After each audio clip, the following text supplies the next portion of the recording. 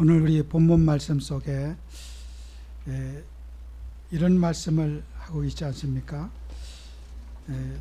6절에 보면은 너희가 자랑한 것이 옳지 아니하도다. 적은 누룩이 온 덩어리에 퍼지는 것을 알지 못하느냐 그랬어요.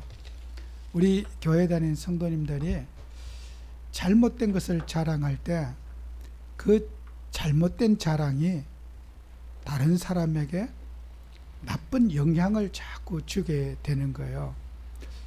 제가 이번 주에도 그 불신자가 저한테 이런 질문을 하시더라고요. 자기는 교회는 안 다니지만은 저 사람 마귀 들린 것 같다고 그러더라고요. 왜 그럽니까 했더니 화가 나면은 눈알이 확 돌아가면서 눈알이 무섭대요. 그리고 소리 지르고 욕한대요. 저는 교회는 안 다니지만 저 귀신 들린 것 같다고 저한테 얘기하는 거예요. 교회를 수십 년 다닌 영적인 지도자가 불신자가 봤을 때 저 귀신 들린 것 같아. 제정신이 아니야. 여러분 이런 말 할 때 우리가 사람들이요. 왜 못 깨달아? 그 사람이 정말 우리가 사람들이 살아갈 때 소리를 지르거나 욕을 내서 사람을 위협하고 막 겁박하고 이러잖아요. 근데 본인은 잘못된 걸 몰라요. 자랑하는 거예요. 내가 겁박하고 남의 소리 질러서 내가 사람을 확 억압했다고 하는 것을 그걸 어떻게 해요? 자부심을 갖고 있는 거예요. 잘못을 모르는 거예요. 소리 지르고 욕하고 그래서 분위기 통제했다 이거예요. 그 자기만의 우월의식을 가지고 있단 말이에요. 그죠? 그러니까 그것을 어떻게 해요? 몇십 년을 교회를 다녀도 그 지도자는 자기 버릇을 못 고치는 거예요. 왜요? 내가 자부심을 느끼고 있는 거기 때문에. 그건 하나님이 나에게 주신 특별한 은사라고 생각하는 거예요. 소리 지르고 욕하는 것을 그걸 자기만의 독특한 은사라고 생각하는 거예요. 그런 은사는 하나님이 주신 적이 없습니다. 마귀가 준 거예요. 불신자가 봤을 때 마귀 들렸다고 생각하는데 본인은 그거는 자기만이 주신 하나님의 독특한 은사라고 생각하기 때문에 그 나쁜 버릇을 어떻게 해요? 자꾸 지금까지 안 고치고 구설수가 오르고 남에게 지탄거리가 되게 하는 거 아니겠어요? 그래서 여러분이 이 성경 말씀 보세요. 쓸데없는 거 자랑하지 말라는 거예요. 그죠? 그게 혈기 낸 게 자랑입니까? 소리 지른 게 자랑입니까? 자랑을 잘못하고 있다는 거예요. 범죄한 것을 자랑으로 여기는 사람들의 모습을 오늘 본문에서 지적하고, 그래서 나쁜 일을 하면 부끄럽고 좀 이렇게 그래야 되잖아요. 나쁜 범죄를 하고도 그 범죄한 내용을 자랑하는 거예요. 마치 전과자들이 내가 누구 물건 훔쳤는데 누구를 피해를 줬는데 그게 무용담처럼 내가 과거에 나쁜 짓 한 것을 자랑하는 거예요. 여러분 우리 교회 다니는 성도님들은 정말 선한 것을 자랑하고 오늘 성경 말씀이 있잖아요. 우리는 성경 말씀을 기준을 넘어서는 안 돼요. 말씀이 기준이 되고 말씀을 따라 살아가는 저와 여러분이 되도록 하자. 그래서 초대교회가 복음운동을 하면서 복음운동에 방해 요소들이 많이 있었어요. 전도하고 기도하고 세계복음하는데 방해 요소들이 너무나 많이 있는 거예요. 그게 뭐예요? 사도행전 5장 1절에 11절의 내용이잖아요. 아나니아 삽비라 사건. 그죠? 베드로가 이런 말 하잖아요. 그 아나니아 삽비라 사건. 내 돈인데 네 돈인데 네가 마음대로 할 수가 있는데 왜 너는 속이느냐? 누가 너보고 헌금하라고 그러느냐? 땅 바치라고 했느냐? 내가 그런 적이 없다. 바치고 안 바치고는 너의 소유인데 성도님들이 초대교회 성도님들이 헌금하고 막 바치고 하니까 어떻게 해요? 자기도 시기심 질투심이 일어난 거예요. 나도 남들만큼 해야 된다고 하는 자기 얼굴 관리하기 위해서 내가 교회에다가 땅 바치겠다고 약속을 한 거예요. 그런데 둘이가 부부가 이거 아까운 돈을 우리가 어쩌다 그런 참 쓸데없는 만용을 부려가지고 이 재산을 다 날리게 되느냐. 우리가 좀 감춰놓고 조금만 갖다 바치고 하자. 근데 사도 베드로가 하나님의 계시를 받고 이걸 알았어요. 왜 너는 네 재산 갖고 네 맘대로 할 수 있는데 교회를 속이고 너 자신을 속이고 사단에게 네가 이용을 당하느냐. 그래서 그날 두 사람이 죽어버렸어요. 같은 날 꼬마 한날에 아나니아 삽비라 부부가 죽었어요. 이 말은 초대교회에게 굉장한, 우리가요 교회는 헌금을 하는 사람 또 구제를 받는 사람 다 소중한 거예요. 경쟁심을 일으키고 얼마 했으니까 너도 해야 된다, 너도 하지 않으면 안 된다, 그런 무언의 강요로 가지고 오늘날 교회들이 간단 말이에요. 성경적이지 않습니다. 교회는 구제 대상이 와도 도움을 받는 사람이 와도 편안해야 되고 헌금하는 사람도 편안해야 되는 거예요. 우리가 서로 교회는 광고해가지고 어떤 분이 얼마 했으니까 왜 당신은 안 하고 가만히 있느냐, 헌금 안 하는 사람은 교인이 아니야, 이렇게 우리가 사람들이 교회가 그리스도의 영광을 가리는 일을 해서는 안 된다는 거예요. 그게 사도행전 5장의 사건입니다. 여러분과 제가 기도하면서 말씀을 따라 살아야 돼요. 또 교회는요 불신앙을 전달하는 많은 요소들이 있어요. 그게 사도행전 우리가 13장 사건이거든요. 1절에서 11절에 보면은 거기에 박수 엘루마라는 사람이 있었어요. 거기에 서기오 바울이라는 사람이 총독이 있었는데 바나바와 바울을 너무 좋아해가지고 말씀을 듣고자 했어요. 요 눈치 빠른 이 엘루마가 이 사실을 알고는 총독으로 하여금 하나님 말씀을 못 듣게 방해하려고 가서 이간을 한 거예요. 바울과 바나바와 복음 전한 이것을 부정적인 얘기를 총독 그 서기오 바울에게 전달하니까 총독이 말씀을 복음을 받으려고 하는데 말씀을 거부했단 말이에요. 바울이 이 사실을 알고는요 이 엘루마에게 너는 장님이 될 거다. 그래서 장님을 딱 만들어요. 그 사실을 보니까 총독 서기와 거기에 사람들이 복음 방해하고 전도 방해하고 교회를 부정적으로 판단하고 헛소문 내고 이런 사람들 조심해야 되겠구나, 저렇게 장님 될 수 있구나, 경종을 울리게 된 거예요. 여러분 전도운동을 돕지는 못할 정도로 교회에 흠집을 내고 목사님이 어떻다, 교회가 어떻다, 갈등이 어떻다, 문제. 여러분 교회를요 불신앙을 전달하는 이 요소가 전도의 방해거리가 되어져요. 여러분 교회를요 우리는 세계복음하는 저와 여러분들이요, 여러분이 있는 장소가 선교 현장이고 여러분이 있는 장소에서 그리스도 예수 이름을 전가한 증인 되셔야 돼요. 저는 지금도요 제가 처음으로 사람에게 이 예수가 그렇다는 복음 전하려고 전도를 현장에 갔던 적은 한 30년 전에 제가 부산에 갔는데 거기 어떤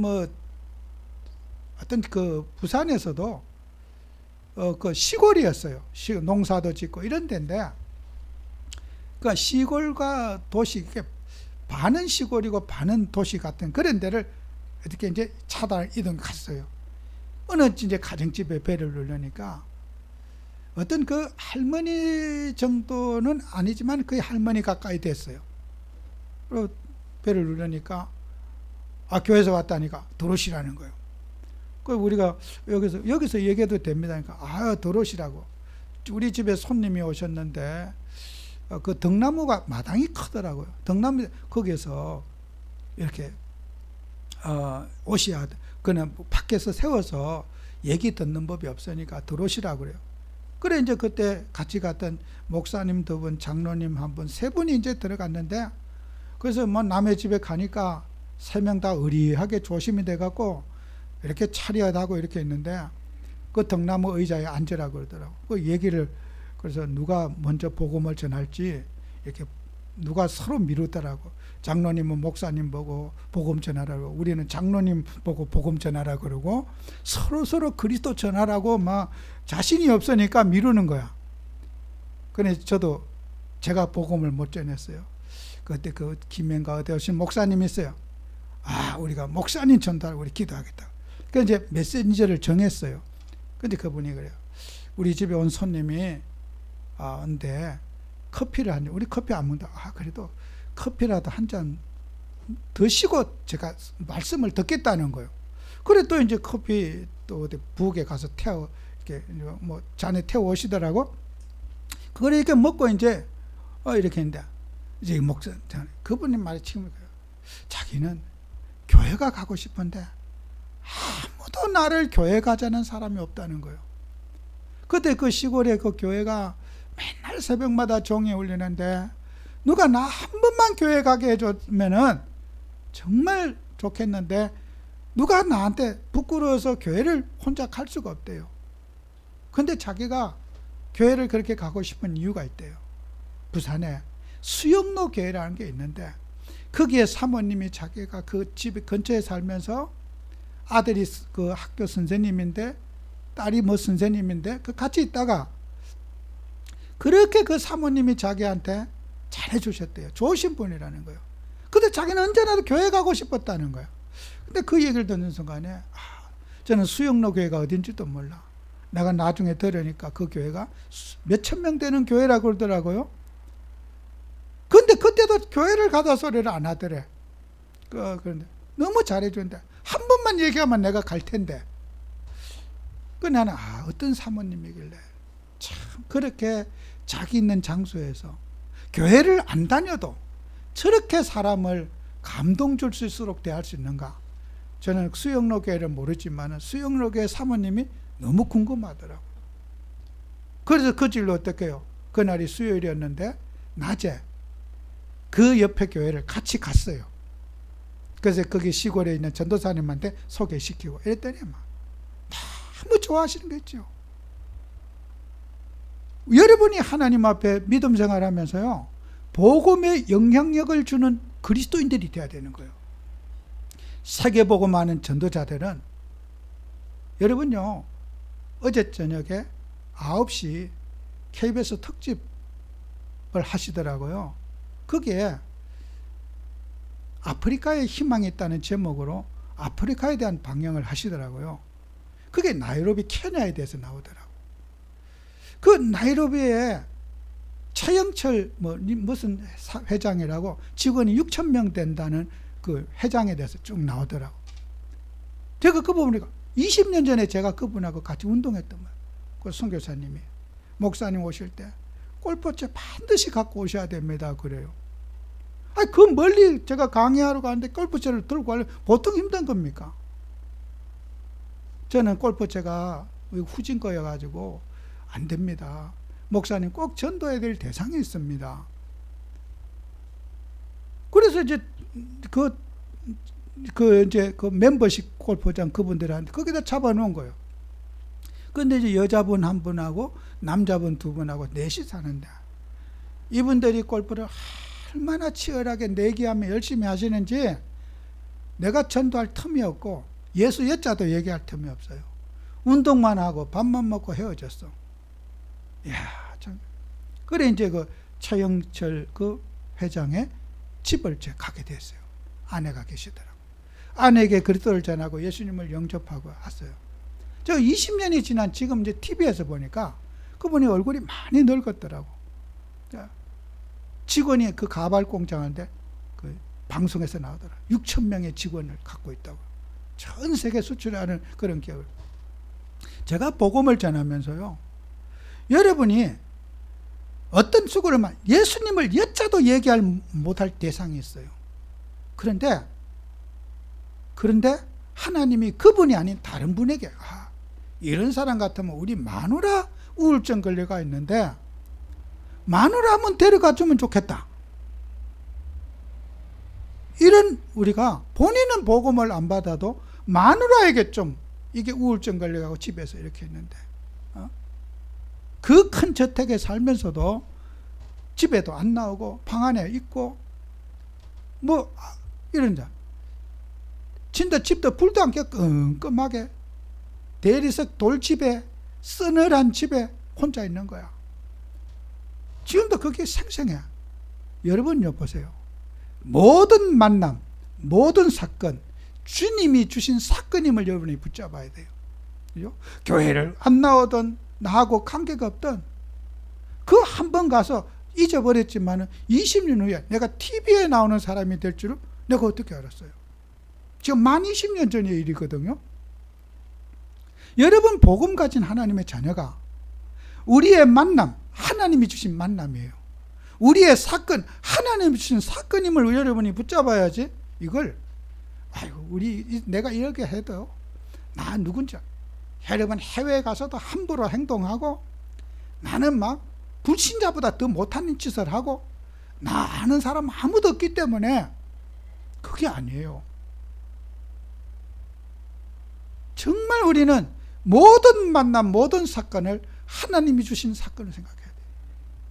내가 그분들 몇 시간 있으면서도 예수 여자도 얘기 못했다는 거예요. 얼마나 운동에 미쳐 있는지 정말 그분들 실명의 그 사가 얘기를 다 못해. 나 그건 처음 봤어요. 골프를 치다가 골프공이 나무 위에 올라갔는데 그걸 올라가서 쳐야 된다는 거야. 그래서 두 분이 그 신사가 나무 위에 기어 올라가더라고, 골프공을. 그래서 나무 위에 올라가서 또 쳐. 그거 쳤는데 또 어디 그 숲속에 또 떨어졌어. 끝까지 쳐야 된다.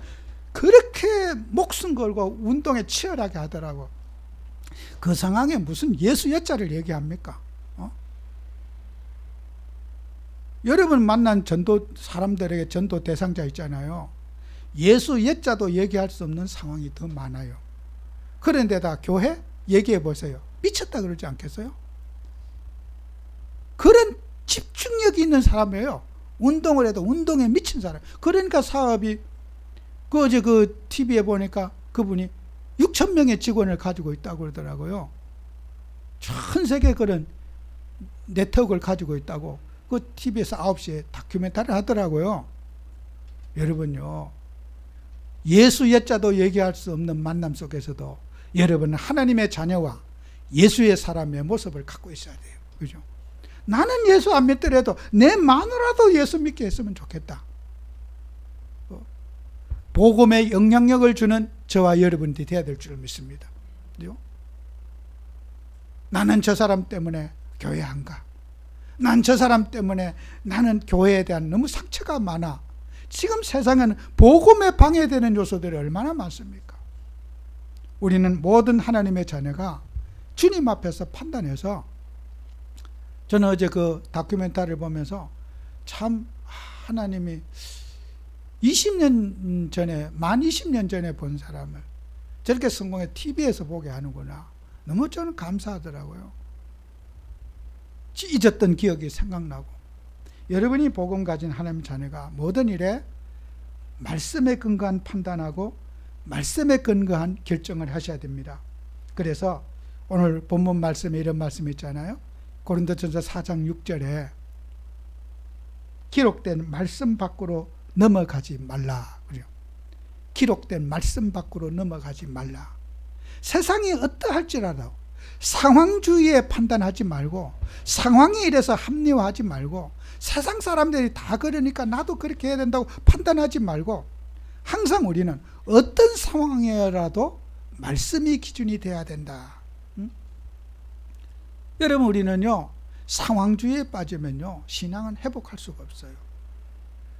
어떤 사람들이 행동하더라도 말씀에 맞으면 하고, 말씀이 틀리면 우리는 치유받아야 되는 거예요. 그리고 또 우리는요, 아까도 여러분 하죠, 영적 싸움 해야 돼요. 디모데후서 3장 17절에 보면은 이는 하나님의 사람으로 온전하게 하며 모든 선한 일을 행하기 위하여 선한 일을 갖추게 하려 함이라 그랬어요. 여러분요, 하나님 말씀을 갖고 우리는 교육하고 말씀을 붙잡을 때 우리는 치유가 일어나지, 말씀 밖에서는 치유가 일어나지 않아요. 그리고 여러분과 저는 기억해야 될 것이, 우리는 창세기 3장의 체질을, 여러분이 나의 체질을 알아야 돼요. 우리가 사람들은요, 체질 개선을 잘 몰라. 그래서 우리가 내가 어떤 체질을 가지고 있는지, 그래서 우리는 사도행전 4장 17절, 에베소서 4장 17절 24절에 보면은 묵은 누룩을 버리고 심령을 새롭게 해서 새 사람을 입어라 그랬어요. 누룩의 특색이 뭡니까? 영향을 주는 걸 갖고 누룩의 특색이에요. 누룩은 조용하게 사람에게 영향을 줘요. 나쁜 영향을 주는 거, 그거 우리 제거해야 돼요. 나를 통해서 조금 전에 얘기했잖아요. 좋은 영향을 줘야 되는데 나를 통해서 나쁜 영향을 주게 된다면 그건 우리는 옛사람을 벗어버리고 새사람을 입자. 이게 우리가 가져야 할 일이거든요. 그래서 지금 우리가 사람들이 가지고 있는데 중독시대를 살아가고 있어요. 사람들은 한 가지 꽂히면요 거기서 못 빠져나와. 그러면은 여러분과 제가 교회에 다니는 성도님들이 주의해야 될 점이, 우리가 특이 행동을 하면은 사람들에게 야 그것도 못하느냐, 왜 그런데 그만큼 교회에 다녔으면 그런 거는 해결돼야지, 이렇게 사람들은 육신들을 악마로 사람을 몰아가고 무능한 사람으로 몰아가는 거예요. 여러분, 교회는요 이 복음을 전하지만은 사회와 교회는 하나의 공동체입니다. 사회도 치유가 돼야 되고 교회도 치유가 돼야 되고 또 교육을 하시는 분, 의사분들 모두가 함께 더불어서 사람을 치유해 가는 거지, 교회가 사람의 습관을 고칠 수 있는 게 아니에요. 못 고쳐요. 교회만의 힘으로 세상의 병든 사회를 고칠 수 있겠습니까? 못 고쳐요. 같이 노력해야 되는 거예요. 그래서 우리는 어떤 생활에 잘못된 습관을 가진 자에게 같이 노력하는 공동체 의식이 있어야 된단 말이에요. 제가 오래전에 그것도 오랜 세월 전이에요. 일본에 강의를 가고 저녁에 식당을 갔는데 어느 식당에 갔더니 이제 그 성당을 갔는데 벽에 술병이 이렇게 쫙 이렇게 꽂혀 있어요. 정말 술병이 한 벽을 다 차지하고 있어요. 무슨 술이 이렇게 종류가 많습니까? 내가 그게 아니고 이 일본 사람들은 술을 한 병 사면은 직장 퇴근하면서 한 잔 먹고 저기다 보관해 놨다가, 그러면 내가 손님이 많으면 어떡할까요? 그랬더니 계속 언제까지 보관합니까? 물어봤어요. 아무래도 6개월 이상은 보관해 줍니다. 한 병 사가요. 그래서 일본에는요 술값이 마트의 술값이나 그 가게의 술값이나 식당에서 똑같대요. 그래서 술을 많이 팔아야 될 이유가 없대. 또 술을 사가지고 가도 된대. 그 대신에 그러면 식당은 어떻게 먹고 삽니까? 했더니 손님에게 자리세를 받는데 한 명 들어오면은 뭐 안주하고 뭐 만엔이면 만엔 그렇게 이제 받는다는 거예요. 그래서 그걸 술을 많이 팔아야 될 이유가 없다는 거예요. 그래서 한 잔 먹고 그냥 놔두고 그냥 가고, 우리는 어떻게 해요? 술을 많이 먹여야지 돈을 버는 거야. 참 이 사회 제도가, 우리는 제가 봤어요. 술 먹는 사람이 술을 남기고 가는 사람 한 명도 없어요. 도른 사람 아닌 이상. 이게 비싸게 돈 주고 샀는데 한 방울까지 다 마시고, 안 먹어도 짠 건배하고 다 마시고 가. 빈병이 다 나와요. 술이 남기고 간 사람 없어. 한 잔. 그래서 사람이 뭐요? 사회도 그렇잖아요. 법과 제도가 안정됐으면 술 중독자가 어떻게 해요? 줄어들지 않겠어요? 교회에서 아무리 복음을 가르쳐도 교회 밖에 나가면 사회라는 이런 문화가 있어가지고 술에 빠져나갈 수 없는 문화가 되어 있단 말이에요. 그래서 우리가 지도자들이 선진국의 어떤 법과 제도도 보고 또 선진국이 어떻게 이런 중독 문제를 치료해 나가는가. 제가 20몇 년을 일본에 다녔지만은 길거리에 술 먹고 오줌 누는 사람 한 명도 못 봤고 비틀거린 사람 한 명도 못 봤어요. 소리 지르는 사람 못 봤고 술 먹고. 그 일본 사람이 착해서 그렇습니까? 아니에요. 우리보다 그들이 착해서 그렇습니까? 사회와 학교와 교육과 교회가 같이 노력해서 하나의 작품을 만들어가는 거 아니겠어요? 여러분이 교회 다니면서요, 그 우리가 국가와 민족을 기도해야 될 이유 그게 있는 거예요. 정치 지도자를 위해서 우리 장로님 기도하고 우리가 사회 모든 정말 계층들 기도하는 이유가 같이 더불어 가야지 교회가 그걸 해결할 수 있냔 말이에요. 교회만이 문제입니까? 교회만 똑바로 하면 됩니까? 벌써 세상에 잠깐 예배 드리고 세상에 나가면 중독의 문화 속에 빠져 있는데, 그렇다고 해서 마귀 들려서 그래? 의지가 없어서 그래? 그것도 못 고쳐? 이렇게 우리가 사람을 악인으로 몰아가면 안 된다는 거예요. 교회는 그런 것들을 수용하고 우리가 그런 것들을 같이 만들어가고 우리가 힘을 주는 교회여야지, 그 중독에 대해서 무슨 마귀적으로 몰아가면은 이건 미래가 없는 거예요. 우리는 그런 것들이 정말 복음 가진 하나님의 자녀가 이런 중독 치유를 우리가 반드시 해야 되고, 또 우리는 기도의 제목들이, 기도하면 할 일이 너무너무 많아요. 안 하면은 에이 알아서 될 대로 되겠지, 뭐 나라는 대통령이 알아서 하고 정치 지도하지, 우리는 기도만 어디 전도만 하면 돼. 여러분, 세상 속에는요, 교회는 국가와 이 민족과 역사와 같이 가는 게 교회예요. 절대로 분리가 될 수 없어요. 그래서 우리는 이 묵은 누룩 쉽게 봐서도 안 돼요. 내가 치유받고 우리 교회가 치유받아야 될 거, 또 우리 이 시대가 치유받아야 될 거, 정말 우리는 기도 제목을 잘 붙잡고 여러분이 싸워가는 증인들 되셔야 됩니다. 그리고 우리는 새로운 삶을 살아야 되지 않겠어요? 우리가 마지막으로 우리는요, 두 가지를 잘 붙잡아야 돼요.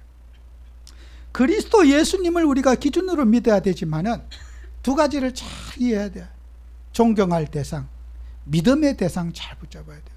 우리는 교회 다니는 성도님들의 단점이 뭐냐? 하나님만 잘 믿으면 되지, 사회사람 함부로 무시하고 사람들 함부로 날리는 거 있잖아요. 그거 고쳐야 돼요.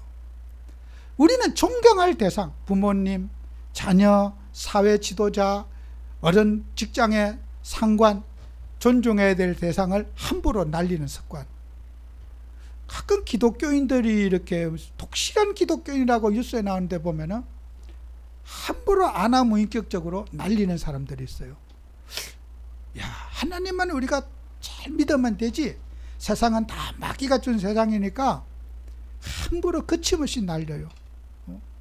여러분요, 복음 가진 하나님의 자녀는 존경해야 될 대상, 가르치는 서성, 우리가 정말 수고한 교회 수고한 지도자, 또 수고하고 헌신하는 분들 존경받아 마땅한 거예요.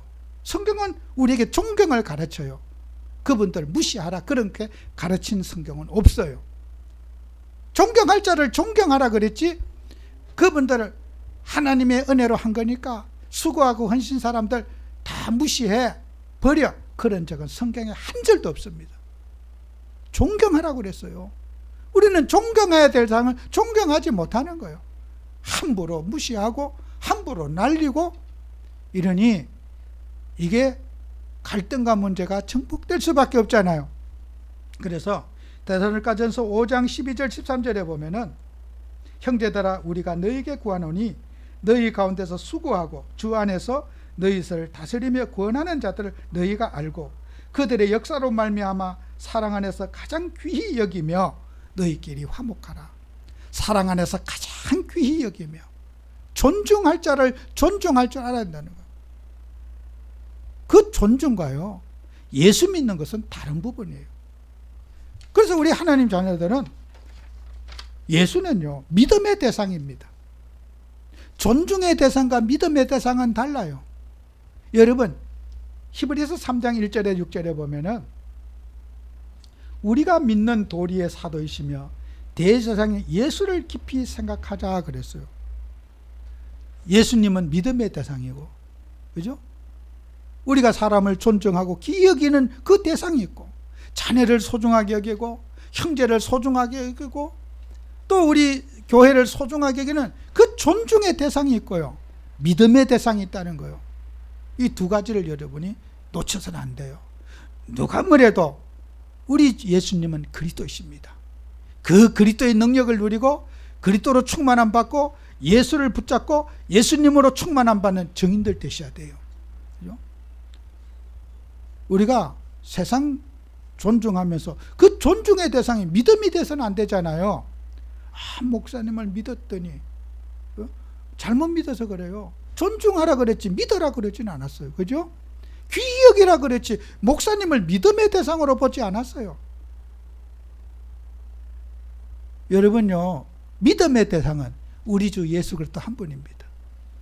그죠? 존중하고 받아 자식을 믿으라 그러지 않았어요. 존중하라. 그죠? 남편을 믿으라 그 믿음의 대상으로 보지 않았어요. 존중하라. 귀히 여기라. 그죠? 무시하라. 그런 건 없어요, 성경에. 교회에 훌륭한 수고하신 분들을 우리가 귀히 여기고 존중해야 되지 않겠습니까? 아, 내 저 장로님을 믿었더니 잘못 믿었어요.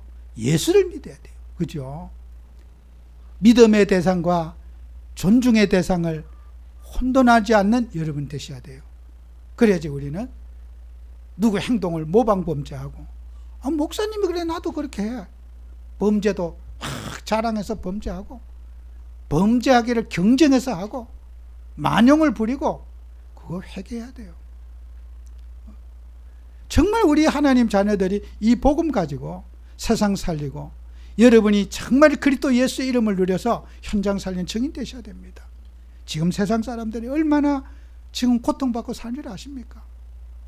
제가 이번 주에도 어느 날 참 용인에서 어느 운동선수 오셨어요. 그 목사님 친구래 오셨어.